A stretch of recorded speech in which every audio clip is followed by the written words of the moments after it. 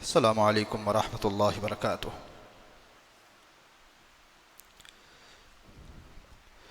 نحمده ونصلي على رسوله الكريم اما بعد فاعوذ باللہ من الشیطان الرجیم بسم اللہ الرحمن الرحیم الحمد للہ رب العالمین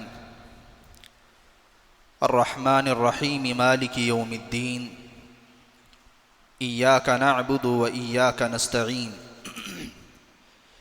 اہدنا الصراط المستقیم صراط الذین انعمت علیہم غیر المغضوب علیہم ولا الضالین آمین۔ بسم اللہ الرحمن الرحیم قل اعوذ برب الفلق من شر ما خلق ومن شر غاسق اذا وقب ومن شر النفاثات في العقد ومن شر حاسد اذا حسد۔ وقال تعالى قل اعوذ برب الناس ملك الناس اله الناس من شر الوسواس الخناس الذي يوسوس في صدور الناس من الجنة والناس۔ صدق اللہ العظیم۔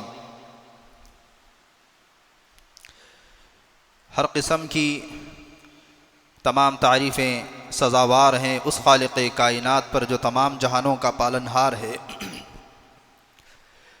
درود و سلام ہو ذات قدسی وشیم صاحب الجود والکرم تاجدار حرم نبی اکرم صلی اللہ علیہ وسلم پر، اور آپ کی آل اور اولاد پر، تمام صحابہ پر، تابعین پر، تبع تابعین پر، متبعین پر، تمام اولیاء اللہ پر، اسی طریقے سے یہ سلسلہ چلتا رہے قیامت تک کے آنے والے تمام مسلمانوں پر۔ میرے محترم عزیز دوستوں، بزرگوں اور نوجوان ساتھیوں، خطبے میں آپ حضرات کے سامنے سورہ فاتحہ، سورہ فلق، سورہ ناس، یہ 3 سورتیں پڑھی گئی ہیں۔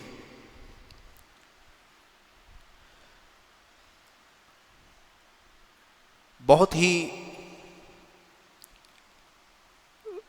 فائدہ مند گفتگو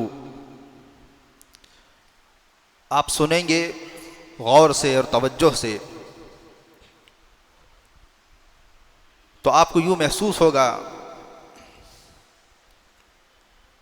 کہ بڑا فائدہ ہوا ہے۔ دیکھیے، ہم لوگ قرآن تو پڑھتے ہی ہیں، نماز میں سورتیں پڑھتے ہیں، اور سورہ فاتحہ تو ہر رکعت میں پڑھتے ہیں، لیکن کبھی ہم غور نہیں کرتے کہ اس مختصر سی ان چھوٹی سی سورتوں میں اللہ نے کتنی بڑی باتیں کہی ہیں اور کتنی فائدے کی باتیں کہی ہیں۔ ایک قرآن کریم کی پہلی سورت ہے، ایک قرآن کریم کی آخری کی 2 سورتیں ہیں۔ سورتیں تو 2 ہیں لیکن مضمون ایک ہے، ٹاپک ایک ہے۔ سورہ فلق، سورہ ناس، یہ 2 سورتیں ہیں لیکن اس میں دونوں ملا کر کے مضمون ایک ہے، ٹاپک ایک ہے اس کے اندر میں۔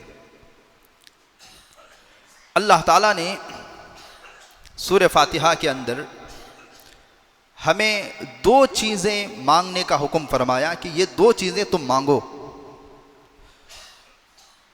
سورہ فلق، سورہ ناس میں اللہ تعالیٰ نے 2 چیزوں سے پناہ مانگو، انسان کامیاب ہو جائے گا، اس کو بیان فرمایا۔ مانگنے کی 2 چیزیں کیا ہیں جس کو اللہ نے سورہ فاتحہ میں بیان فرمایا؟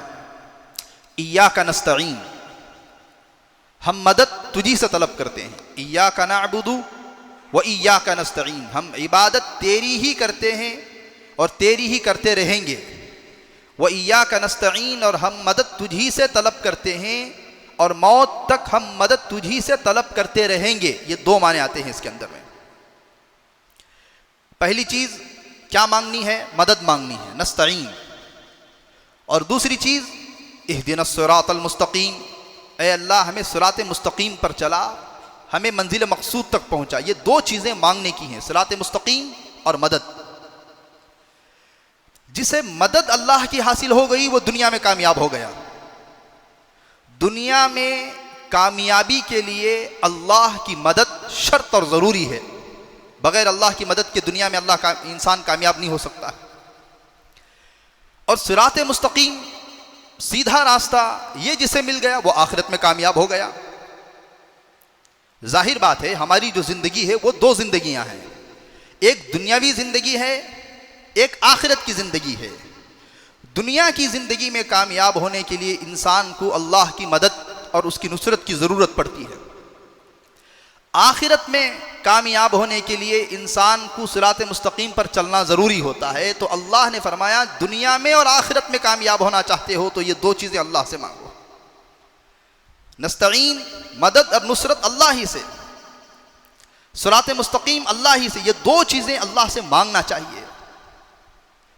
کیا کبھی ہم نے غور کیا کہ نماز کی ہر رکعت میں ہم جو کہتے ہیں ایاک نعبد و ایاک نستعین، اور ایاک نعبد و ایاک نستعین یہ سورہ فاتحہ کا مرکز ہے. 7 آیتیں ہیں نا سورہ فاتحہ میں، یہ درمیان کی آیت ہے. 3 آیتیں نیچے ہو گئیں، 3 آیتیں دائیں ہو گئیں، 3 آیتیں بائیں ہو گئیں، یہ بیچ کی آیت ہے. مطلب کیا ہے؟ سورہ فاتحہ کا جو عین نقطہ مرکز ہے وہ ایاک نعبد و ایاک نستعین ہے. الحمدللہ رب العالمین، الرحمن الرحیم، مالک یوم الدین. یہ 3 آیتیں دائیں سائڈ ہیں. اہدنا الصراط المستقیم صراط الذین انعمت علیہم غیر المغضوب علیہم ولا الضالین. یہ 3 آیتیں بائیں سائڈ کی ہیں. بیچ کی جو آیت ہے وہ ایاک نعبد و ایاک نستعین ہے. اب ظاہر بات ہے دنیا میں آج دیکھیں کتنے لوگ ہیں جو آ کر کے شکایت کرتے ہیں کہ کامیابی نہیں ملتی ہے، دنیا میں ترقی نہیں ہے. بھئی اللہ سے مدد مانگیے نا. نفل نماز ہے تو 3 4 مرتبہ ایاک نعبد و ایاک نستعین پڑھیے، فرض میں نہیں پڑھ سکتے ہیں. دعا میں اس جملے کو 100 بار کہہ دیجئے، ایاک نعبد و ایاک نستعین. اے اللہ تیری مدد، تیری نصرت شامل حال فرما. جس دن یہ دعا قبول ہو گئی، مٹی کو ہاتھ لگاؤ گے مٹی سونا بن جائے گی، کنکریوں کو ہاتھ لگاؤ گے کنکرے ہیرے جواہرات بن جائیں گے. یہ محاورہ ہے، اس کا مطلب یہ نہیں کہ مٹی پر ہاتھ پھیرتے چلے جائیں سونا بن جائے گا. مطلب یہ ہے کامیابی انسان کا مقدر بن جائے گی. عدالت میں مقدمہ ہے، اللہ کی مدد شامل حال ہوگی، مقدمہ جیت جائے گا. شادی کا مسئلہ ہے، اللہ کی مدد شامل حال ہوگی، انسان کامیاب ہو جائے گا. اولاد نہیں ہے، اللہ کی مدد شامل حال ہوگی، اولاد ہو جائے گی. تجارت میں برکت نہیں ہے، اللہ کی مدد شامل حال ہوگی، انسان کامیاب ہو جائے گا. 100 لوگوں نے ٹینڈر بھرا ہے، اللہ کی مدد شامل حال ہوگی، ٹینڈر اسے ملے گا. تو اسی کو کہتے ہیں ایاک نعبد و ایاک نستعین. ہم تیری ہی مدد طلب کرتے ہیں اور ہم تیری ہی عبادت کرتے ہیں اور تجھ ہی سے مدد طلب کرتے ہیں.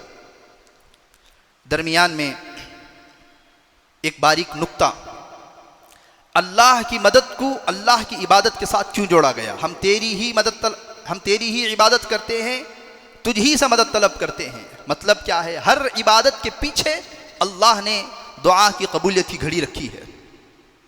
نماز کے فوراً بعد دعا کی قبولیت ہے، روزے کے آخر میں افطار کے وقت میں دعا کی قبولیت ہے، حاجی حج سے لوٹ رہا ہے دعا کی قبولیت ہے.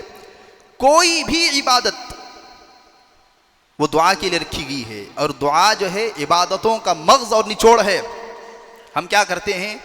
گویا کہ اللہ کو ہماری عبادت کی کمی تھی، ہم نے عبادت کر لی اور فوراً چلے گئے. بھئی عبادت کروائی ہی گئی اس لیے کہ تاکہ تمہاری دعا میں جان پڑ سکے، اب مانگو. انسان مانگتے نہیں ہیں. نماز پڑھ لیے فوراً چلے گئے، نفل پڑھ لیے فوراً چلے گئے. بھئی آپ سے فرض نفل عبادتیں اس وجہ سے کرائی گئیں تاکہ اس کے بعد آپ جو اللہ کے سامنے ہاتھ اٹھاتے ہیں وہ اس ہاتھ اٹھانے میں جان پڑ جائے. تو بہرحال ایاک نعبد و ایاک نستعین، پہلی چیز سورہ فاتحہ میں یہ سکھائی گئی، اللہ کی مدد مانگنا چاہیے ہمیشہ. اللہ کی مدد، اللہ تیری مدد شامل حال فرما، تیری نصرت شامل حال فرما. دوسری چیز صراط مستقیم. صراط مستقیم جس کو نصیب ہو گیا وہ آخرت میں کامیاب ہے، اگر راستے سے بھٹکا تو پھر آخرت میں ناکام انسان ہے، سیدھا راستہ نہیں معلوم ہے۔ اب صراط الذین انعمت علیہم، اے اللہ ان لوگوں کے راستے پر چلا جن پر تو نے انعام نازل فرمایا، انبیاء کے راستے پر چلا، شہداء کے راستے پر چلا، صحابہ کے راستے پر چلا، ان لوگوں کے راستے پر نہ چلا، غیر المغضوب علیہم ولا الضالین، جو مغضوب ہیں جن پر تیرا غصہ نازل ہوا اور جو گمراہ ہو گئے۔ ضد کی وجہ سے جو انکار کرتے ہیں نا، یہ مغضوب علیہم ہے۔ کسی چیز کا انکار ضد کی وجہ سے کرتے ہیں۔ انسان جو ہے صحیح چیز کا، حق کا، دو وجہ سے انکار کرتا ہے۔ ایک جاہل ہے، معلوم ہی نہیں ہے کیا صحیح ہے کیا غلط ہے، وہ انکار کر دیتا ہے۔ ایک ضد ہے، جہالت کی وجہ سے جو انکار کرنے والا ہے اسے ہدایت مل سکتی ہے، اور جیسے ہی اس کی غلط فہمی دور ہوگی، جہالت ہے، معلوم نہیں ہے، معلوم ہوتی ہی اس کو قبول کر لے گا۔ ضد کی وجہ سے جو انکار کرنے والا ہے یہ کبھی بھی صحیح راستے پر نہیں آ سکتا ہے، کیونکہ اس کے اندر ضد بھری ہوئی ہے۔ دنیا میں بھی آپ دیکھ لیں، ایسے لوگ موجود ہوتے ہیں، آپ کے مخالف ہیں، ہمارے مخالف ہیں، جہالت کی وجہ سے کچھ غلط فہمی ہے کہ آپ ایسے ہیں، آپ فلاں ہیں۔ جس دن معلوم ہو جائے گا کہ آپ ایسے نہیں ہیں، مسئلہ یہ نہیں تھا، وہ چیز دور ہو جائے گی۔ لیکن ضد کی وجہ سے جو دشمن ہوگا وہ کبھی بھی جو ہے آپ سے صلح نہیں کر سکے گا۔ تو پوری بات کا خلاصہ یہ ہے کہ سورہ فاتحہ میں اللہ نے دو چیزوں کو مانگنے کا حکم فرمایا۔ بڑی زبردست سورت ہے، اس کی تفسیر تو تقریباً 10 جمعے بیان کی جا سکتی ہے، لیکن مجھے آج صرف اتنی باتیں بولنی ہیں کہ سورہ فاتحہ کے اندر اللہ نے دو چیزیں مانگنے کا حکم فرمایا ہے، اور اللہ نے 30 پارے ہیں نا، سورہ بقرہ سے شروع ہوتے ہیں، 30 پارے۔ ہم کیا کہیں گے بھی، قرآن کتنا ہے؟ 30 پاروں کا ہے۔ سورہ فاتحہ اور 30 پارے، یہ مکمل قرآن ہے۔ اس وجہ سے کہ آج بھی ایسے لوگ موجود ہیں جو سورہ فاتحہ کے منکر ہیں، کہتے ہیں 30 پارے تو الف لام میم سے شروع ہوتے ہیں نا۔ تو اس وجہ سے ہم جواب یہ دیتے ہیں، جو پورا قرآن ہے وہ سورہ فاتحہ ہے، سورہ فاتحہ کے ساتھ 30 پارے ہیں۔ اچھا، اللہ نے یعنی جو ترتیب جو بنائی گئی شریعت میں، وہ 30 پاروں سے سورہ فاتحہ کو جدا کیوں رکھا؟ ایک سوال ہوتا ہے نا۔ علماء نے اس کا جواب یہ دیا، 30 پاروں کا خلاصہ، نچوڑ، مغز سورہ فاتحہ ہے۔ سورہ فاتحہ میں جو ہے اسی کی تفسیر یہ 30 پارے ہیں، اور ویسے نماز کی ہر رکعت میں سورہ فاتحہ کو دہرایا جاتا ہے۔ بقیہ جو صورتیں ہیں اس کو دہرایا نہیں جاتا ہے۔ پہلی رکعت میں سورہ عصر پڑھ لی گئی، دوسری رکعت میں سورہ کوثر پڑھیں گے، لیکن سورہ فاتحہ تو ہر رکعت میں پڑھیں گے۔ تیسری رکعت میں سورہ فلق پڑھیں گے، چوتھی رکعت میں سورہ ناس پڑھیں گے۔ بقیہ جو قرآن ہے یہ بدل بدل کر کے آئے گا، الگ الگ آئے گا، لیکن جو سورہ فاتحہ ہے وہ ہر رکعت میں آئے گا۔ علماء نے اس کی دوسری وجہ بھی یہ بیان فرمائی، اللہ یہ چاہتا ہے کہ بندہ ہر رکعت میں میرے سامنے پورا قرآن پڑھے، لیکن ظاہر بات ہے یہ انسانوں کی بس کی بات نہیں ہے۔ اللہ نے قرآن میں کیا فرمایا؟ وَلَقَدْ آتَيْنَاكَ سَبْعًا مِّنَ الْمَثَانِي وَالْقُرْآنِ الْعَظِيمِ، اے اللہ کے نبی، ہم نے آپ کو 7 مثانی، 7 آیتیں دی ہیں، والقرآن العظیم، سورہ فاتحہ کو قرآن میں قرآن عظیم بھی کہا گیا ہے۔ سورہ فاتحہ کے بہت سارے نام ہیں، سورۃ الفاتحہ، سورۃ الشفاء، سورۃ الوافیہ، سورۃ الکافیہ، سورۃ ام القرآن، سورہ قرآن عظیم۔ سورہ فاتحہ کو قرآن عظیم بھی کہا گیا، مطلب کیا ہے؟ میرے بندے تو ہر رکعت میں سورہ فاتحہ پڑھ، تجھے پورے قرآن کا ثواب دیا جائے گا۔ گویا کہ تو نے اب میرے سامنے سورہ فاتحہ پڑھ لیا، اب بقیہ کوئی اور سورت سنا دے۔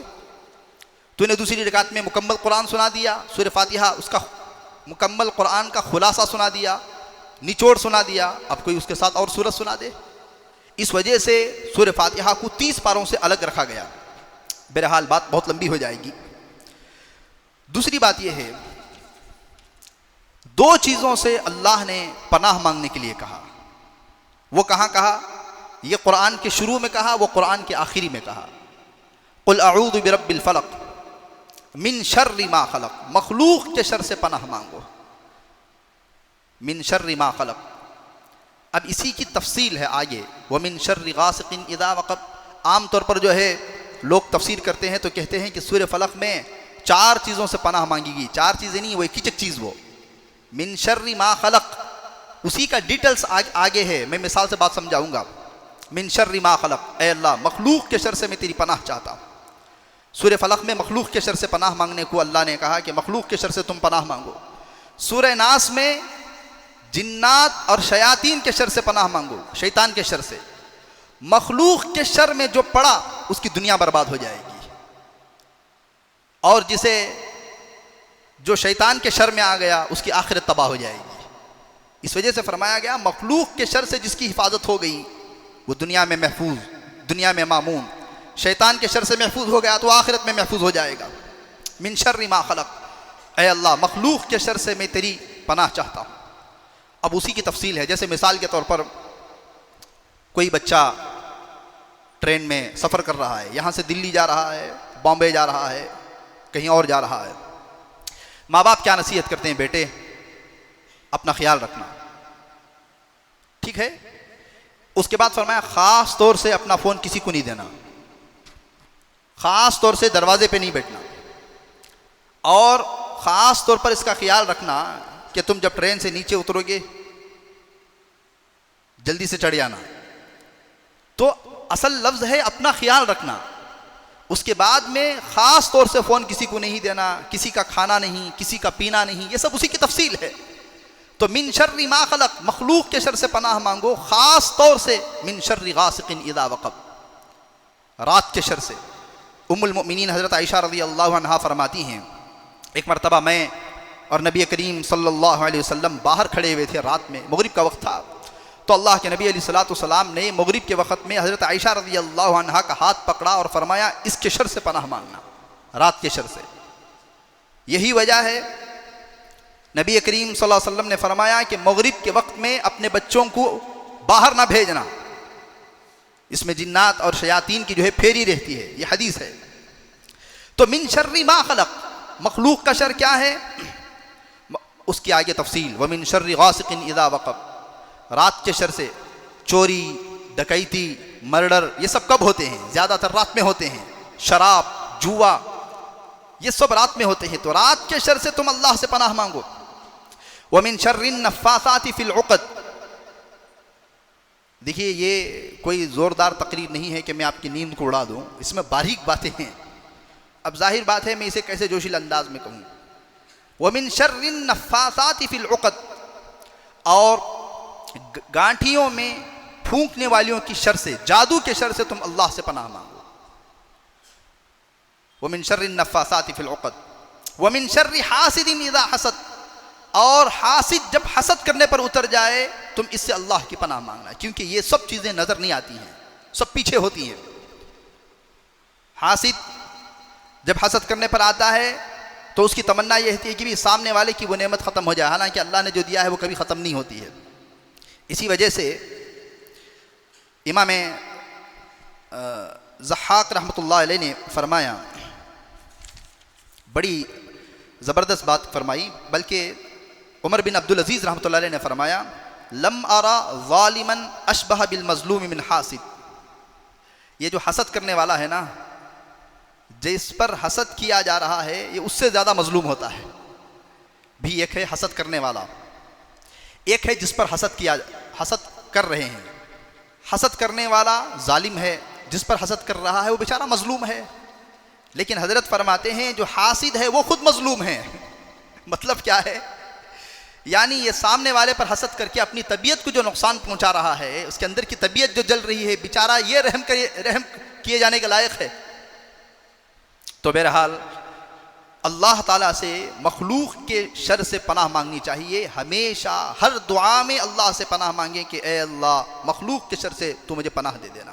مخلوق کا شر جسے چمٹ جائے گا دنیا اس کی برباد ہو جائے گی. لوگ جادو کرا دیتے ہیں. جادو کا یہاں پر ذکر ہے. نبی کریم صلی اللہ علیہ وسلم پر جادو کرا دیا گیا تھا. لبید بن عاصم نے، ایک یہودی تھا. روایتوں میں آتا ہے کہ نبی کریم صلی اللہ علیہ وسلم کی کنگھی لے جا کر کے اس نے 2 عورتوں کو اپنی بیٹیوں کو رکھ کر کے اللہ کے نبی علیہ الصلوۃ والسلام پر سحر کروایا، جادو کروایا. 6 مہینے تک اللہ کے نبی علیہ الصلوۃ والسلام کو اس کا اثر رہا.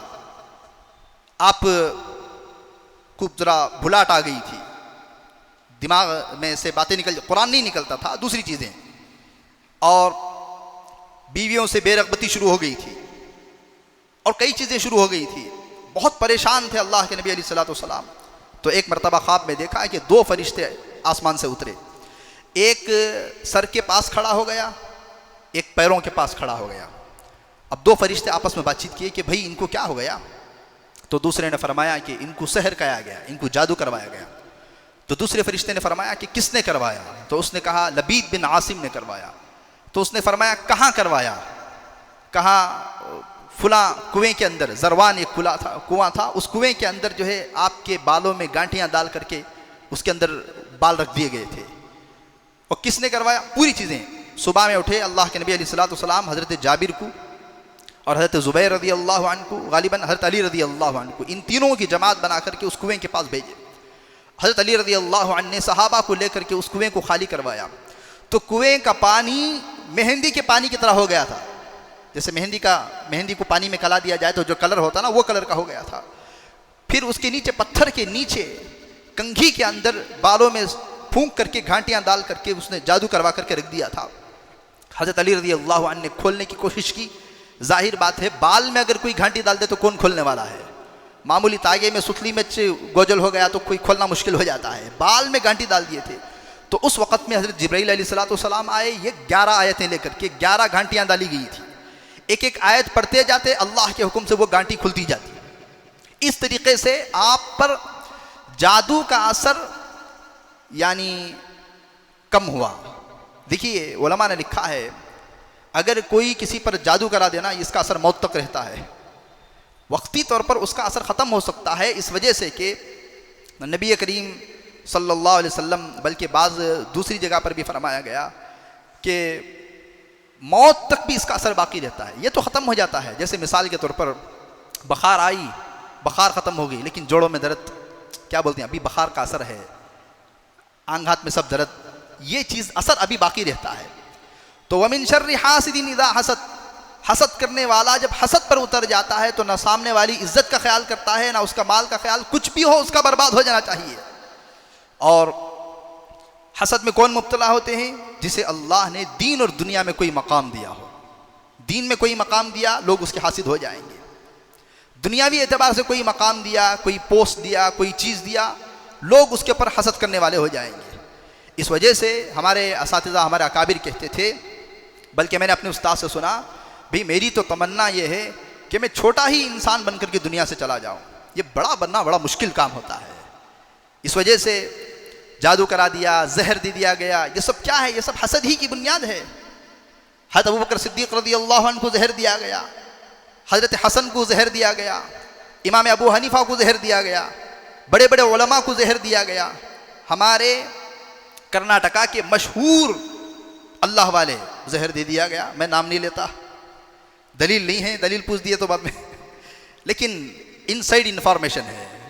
تو ایسا زہر دے دینا, جادو کروا دینا, اللہ نے فرمایا وَمِن شَرِّ حَاسِدٍ إِذَا حَسَدَ. پھر فرمایا قُلْ أَعُوذُ بِرَبِّ النَّاسِ مَلِكِ النَّاسِ إِلَٰهِ النَّاسِ مِن شَرِّ الْوَسْوَاسِ الْخَنَّاسِ.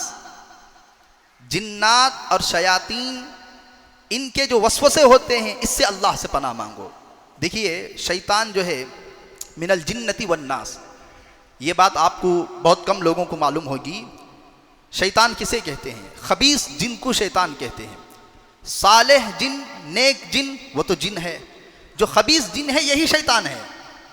ایسے ہی جو خبیث انسان ہوگا وہ بھی شیطان ہے. قرآن نے اس کی وضاحت فرمائی ہے, شیطان انسانوں میں سے بھی ہوتے ہیں, شیطان جنات میں سے بھی ہوتے ہیں. تو فرمایا جنات کے جو شیاطین ہیں, انسان کے جو شیاطین ہیں, ان کے وسوسوں سے پناہ مانگو. شیطان حدیث میں آیا ہمیشہ دل کے پاس مچھر جیسے سونڈ رکھتا نا, ایسے سونڈ رکھے بیٹھے رہتا ہے.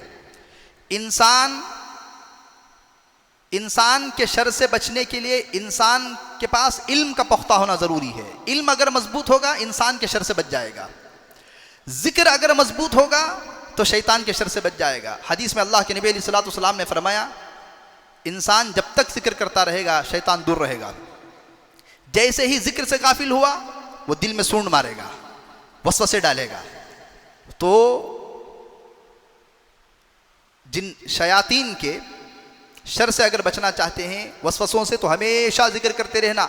اسی وجہ سے حضرت جی الیاس صاحب رحمۃ اللہ نے کیا فرمایا؟ علم و ذکر، خالی علم ہوگا، ذکر نہیں ہوگا، عبادت نہیں ہوگی، اپنے اندر عاجزی نہیں ہوگی، تو وہ تو پھر جو ہے انانیت میں کبر کا شکار ہو جائے گا، جیسے شیطان ہوا تھا۔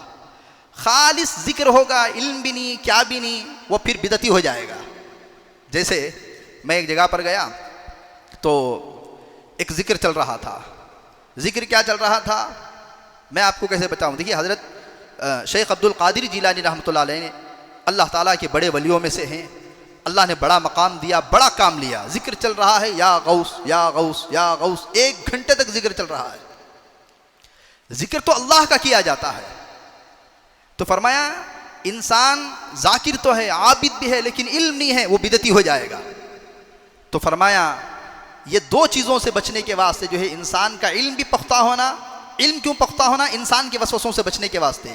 ذکر کیوں پختہ ہونا؟ شیطان کے وسوسے سے بچنے کے واسطے۔ انسان وسوسے ڈالا تو پھر دنیا برباد ہو جائے گی، شیطان وسوسے ڈالا تو پھر آخرت برباد ہو جائے گی۔ یہ دونوں وسوسوں سے اللہ سے پناہ مانگنی ہے۔ انسان کیسے وسوسے ڈالتے ہیں؟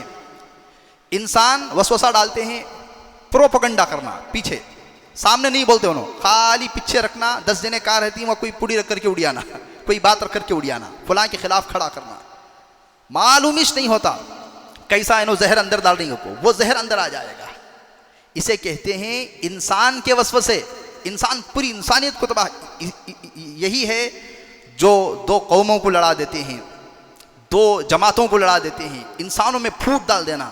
لوگوں کی زبان آپ نے دیکھی نا، اتنی خطرناک زبان ہوتی ہے، غیر محسوس طریقے سے میٹھا شہد زبان پہ چٹا کے چلے جاتے ہیں۔ ان کے وسوسوں سے، انسان کے وسوسوں سے بھی اللہ نے کہا پناہ مانگو۔ انسان کے وسوسے بھی جہاں کھڑے گا، کسی کے خلاف باتیں کر کر کے لوگوں کو ان کے خلاف کھڑا کر دے گا۔ حالانکہ عام جو انسانیت ہوتی ہے وہ بھولی بھالی ہوتی ہے، اسے نہیں معلوم ہوتا ہے۔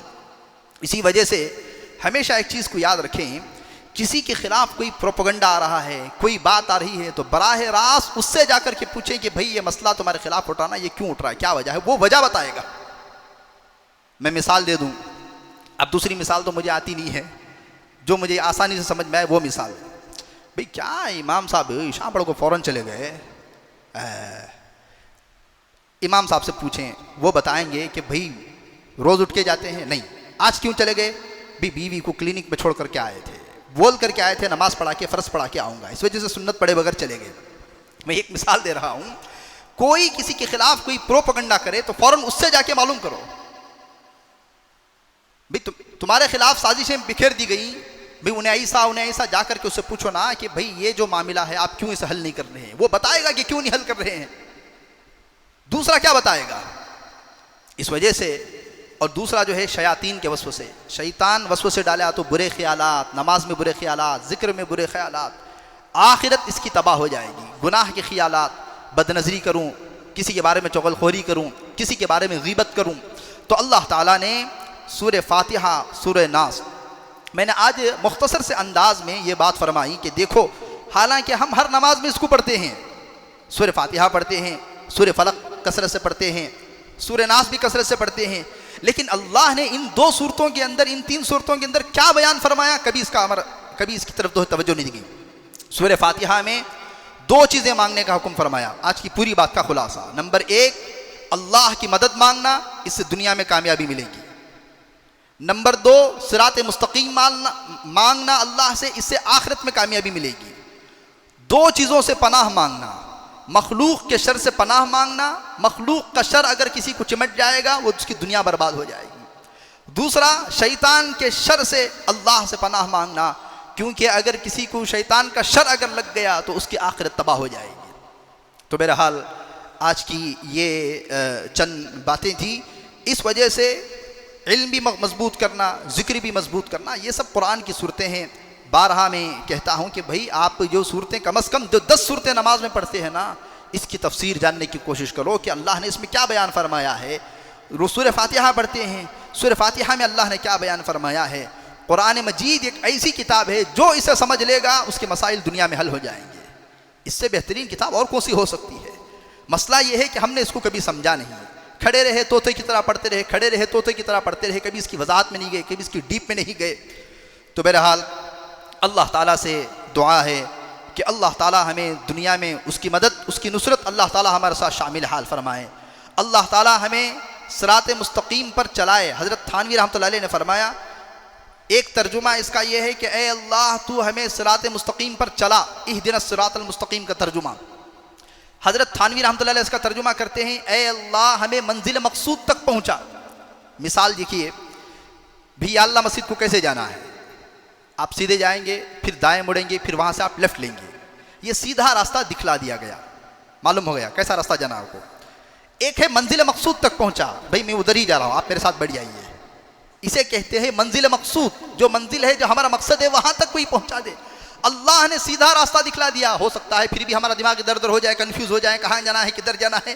اس وجہ سے بعض علماء نے اس کا ترجمہ کیا، اے اللہ تو سیدھا راستہ صرف دکھلا ہی مت، بلکہ ہمیں منزل مقصود تک بھی پہنچا دے۔ تو اے اللہ تیری مدد، تیری نصرت شامل حال فرما، اے اللہ صراط مستقیم پر اور منزل مقصود تک پہنچا دے۔